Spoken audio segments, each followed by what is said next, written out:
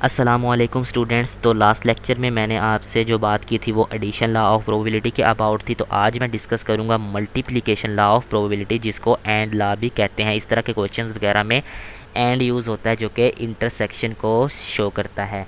तो ये है for dependent and independent events के लिए। डिपेंडेंट एंड इंडिपेंडेंट इवेंट्स भी मैं आपसे लास्ट लेक्चर में डिस्कस कर चुका हूँ। तो if a and b are two independent events then the probability of that events are. तो इन अगर ए और बी दो इंडिपेंडेंट इवेंट्स हो, मतलब आज़ादाना इवेंट्स हो, दोनों की अलग अलग बात हो, तो उनका फार्मूला ये है probability of A and b. इस तरह के क्वेश्चन आते हैं कि प्रोबेबिलिटी ऑफ ए है, प्रोबेबिलिटी ऑफ बी दी गई है और उसमें एंड का वर्ड यूज़ होता है। तो आपने ये फार्मूला सिंपल लगा देना है, probability of A and probability of b. अब इसमें एंड जो है वो मल्टीप्लिकेशन लॉ को शो कर रहा है, तो इसको इक्वल रखना है p probability of a intersect probability of b के। फिर उसको इक्वल, जो ये अब इंटरसेक्ट है उसको जो इक्वल रखना है वो है probability of A multiply by probability of b. इसमें मल्टीप्लाइशन शो हुआ क्योंकि ये मल्टीप्लिकेशन लॉ है। एडिशन लॉ में मैंने यहाँ पे प्लस का साइन जो है वो शो किया था। अब है जी इवेंट्स आर डिपेंडेंट देन। एक बात याद रखिएगा, जो एडिशन लॉ होता है ना उसमें सब्ट्रैक्शन भी आती है, मतलब एडिशन और सब्ट्रैक्शन दोनों होते हैं। क्यों? क्योंकि जो प्रोबेबिलिटी ऑफ मैंने उसमें दिखाई थी ए एंड बी है, उसमें पॉजिटिव साइन शो हुआ था, वो तो प्रोबेबिलिटी ऑफ ए हो गई और प्रोबेबिलिटी ऑफ बी हो गई। तो उससे मैंने एक चीज़ माइनस भी की थी, उसको कहते हैं कॉमन। जो ए और बी में कॉमन था तो उसमें माइनस भी साइन भी शो किया गया था। अब इसमें जो होता है ना मल्टीप्लिकेशन लॉ, इसमें मल्टीप्लिकेशन भी होती है और डिवाइडेशन रूल भी होता है। तो जिस तरह से नेक्स्ट है, इफ़ इवेंट्स आर डिपेंडेंट, अगर इवेंट्स जो हैं एक दूसरे पे डिपेंड करते हैं तो उनका फार्मूला कुछ इस तरह से है, if probability of A and probability of B is equal to probability of A multiply by probability of B divided by A. अब देखें इसमें डिवाइडेशन का रूल भी यूज़ हुआ है, उसमें वहाँ पे कॉमन यूज़ हुआ था माइनस के लिए, अब इसमें जो कॉमन है उसमें डिवाइड होगा।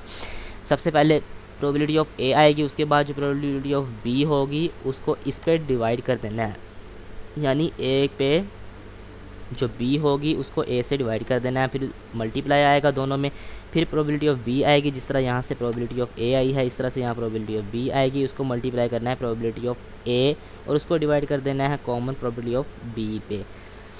तो ये है मल्टीप्लिकेशन लॉ। इसमें कुछ नोट है जी, ये इंपॉर्टेंट बातें आपने याद रखनी है। जो विद रिप्लेसमेंट होती है वो इंडिपेंडेंट होती है और जो विदाउट रिप्लेसमेंट होती है वो डिपेंडेंट होती है। अब विद रिप्लेसमेंट क्या होता है और विदाउट रिप्लेसमेंट क्या होता है? तो विद जो रिप्लेसमेंट होता है, मतलब एक बॉक्स है उसमें दो किस्म की बॉल्स हैं, जिस तरह रेड एंड ब्लैक बॉल्स हैं। मैंने उससे एक बाल निकाल ली, ठीक है। अब मैंने एक बाल निकाल ली है, उस पर जो मैंने काम करना था उसको दोबारा अंदर रख दिया, तो ये हो गया विद रिप्लेसमेंट, कि मैंने रिप्लेसमेंट कर दी है। अब मैंने बाल निकाल ली है फिर अंदर बाल रख दिया, तो ये रिप्लेसमेंट होगी ना।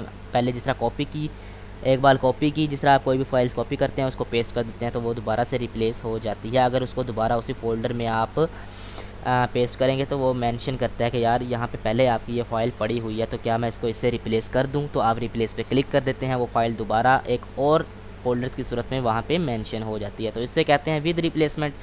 अब एक होती है विदाउट रिप्लेसमेंट, मतलब अब बॉक्सेस से मैं बात करता हूँ। जिस तरह मैंने रेड और ब्लैक बॉल की बात की थी, मैंने बॉल निकाल ली लेकिन मैंने उस पर काम करने के बाद उसको दोबारा अंदर नहीं रखा, रिप्लेस नहीं किया, तो इससे कहते हैं विदाउट रिप्लेसमेंट। मतलब जो बॉल ली गई वो बाहर निकल गई, दोबारा अंदर नहीं गई, इसको कहते हैं विदाउट रिप्लेसमेंट। अब जिस तरह से मैं फ़ाइल्स के अबाउट बात करूँ, सिंपल एग्जांपल आपको दूँ, तो जैसा मैंने एक फ़ाइल निकाली है, उसको कॉपी किया है और उसको पेस्ट किसी और फोल्डर में किया है, उसी फोल्डर में नहीं किया। अगर उसी फोल्डर में करता तो वो रिप्लेस हो जाती उसी फोल्डर में, तो वो विद रिप्लेसमेंट होता। लेकिन मैंने वहाँ पे नहीं किया, फोल्डर 1 से ली और फोल्डर 2 में उसको रिप्लेस किया, तो ये होती है विदाउट रिप्लेसमेंट।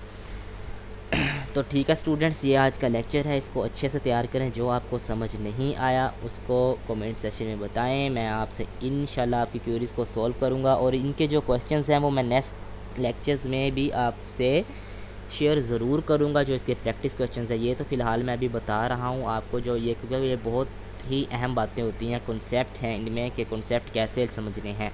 इनके प्रैक्टिस क्वेश्चंस हैं, मैं वो आपसे नेक्स्ट वीडियो में ज़रूर शेयर करूँगा। तब तक जिन स्टूडेंट्स ने चैनल सब्सक्राइब नहीं किया वो जल्दी से चैनल को सब्सक्राइब कर लें, ताकि आपको QM की न्यू वीडियोस मिलती रहें इसी तरह से, क्योंकि मैं बहुत ही प्रैक्टिकल काम करवा रहा हूँ, आपको कॉन्सेप्ट दे रहा हूँ, इन कॉन्सेप्ट्स को याद रखिएगा। अल्लाह हाफिज़।